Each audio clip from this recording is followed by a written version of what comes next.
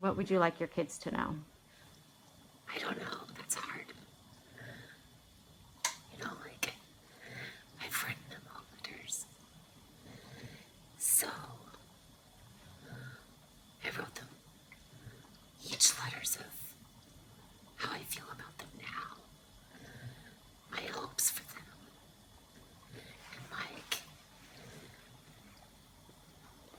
just like what I wish for them in the future. But, what I would want them to know right now is just that I love them.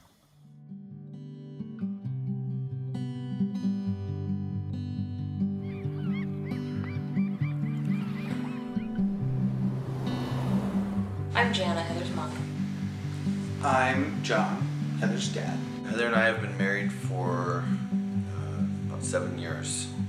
We knew each other since middle school. This is our daughter. You want to say your name? My name is Guerra, and I love my dad because he's much handsomer, because I love it so much. And I love Strawberry Girl. This is our son. You want to say your name, buddy? Yes. My name is Corbin. I have known Heather and her family for about 30 years. I've known Josh since we're about 12 or 13 years old. Started being really close friends pretty much right off the bat. Known Heather since high school. I actually have known Heather for, most of my life because I'm her cousin. Been caring for Heather for almost the last 2.5 to 3 years or so. I met Heather about a month before she was about to get married to Josh.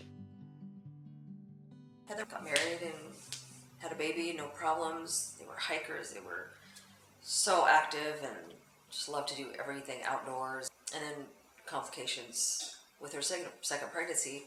She wasn't able to breathe very well towards the end, and they kept her in the hospital for the last 6 weeks. She got pregnant with our second kid, and she felt like she was having a shorter breath, but they just thought that it was part of the pregnancy. I will never forget the day that she told me she thought she was getting sick. She said to me, "Britt, something's wrong." And I was like, "What do you mean something's wrong?" And she said, "Well, I was carrying Corbin up the stairs." She said, "By the time I got to the top of the stairs, I was really winded." And I was like, "That's kind of weird." And she was like, "Yeah, I really think something's wrong." They found out that she had a rare disease, and her lungs were failing. There was just a 1 in a 10 million odds of getting a rare lung disease like this.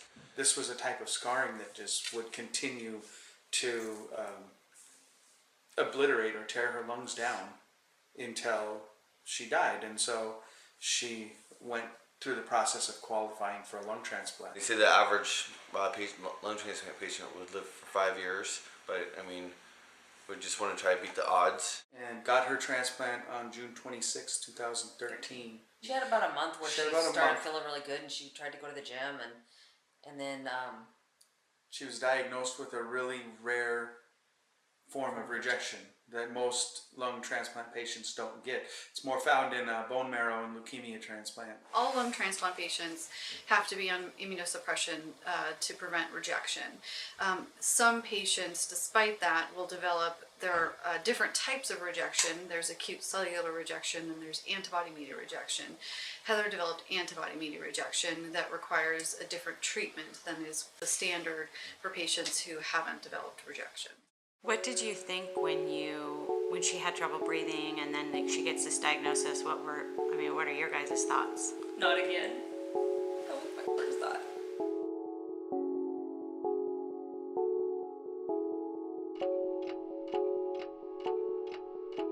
A young Linwood man, still a teenager himself, died suddenly from a lung disease. We took him in to have some testing for asthma. He had several appointments throughout August, September, but it culminated into a diagnosis of a severe lung disease that would require a transplant. It's graphic and tough. Still unexplained lung illness and failed lung transplant.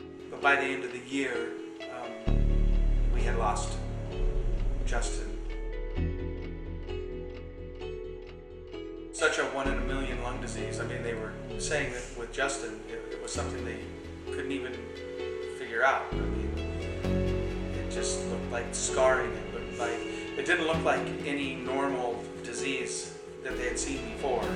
And then with Heather, her lungs looked similar but not quite as bad, so they figured they might have caught it in a very early stages of what Justin's were in his final stages.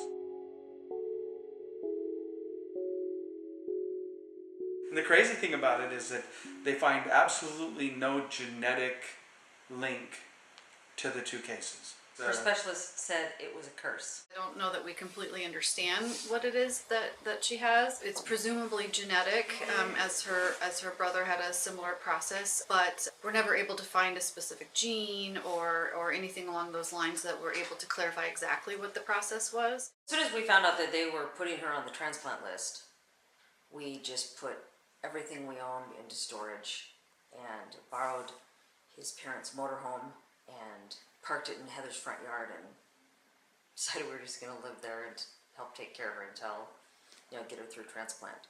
Doctors say if she comes home and another insult happens to her lungs, like if she aspirates or if anything else because they are so damaged, that they don't think that, we got lucky this time. Seeing her in that bed on life support was,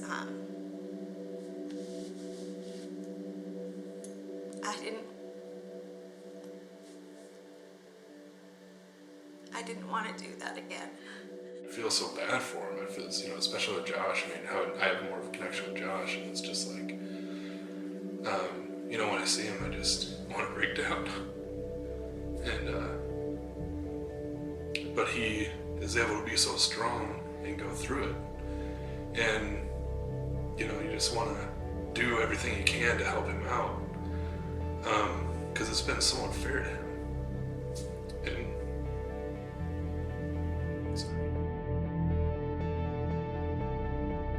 I just can't imagine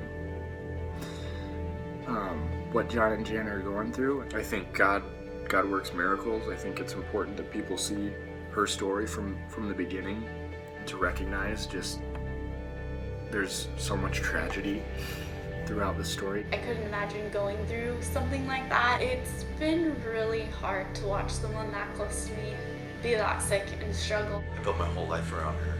She's my everything. I miss Mom so much. I want her to come back home. I love Mom, I won't give her a rosy. I miss her, I love her, because I want her to come back home. We all had a family meeting with the doctors. They said, "Well, do you want to keep doing this?" And she said, "I have kids. I'm never going to stop fighting."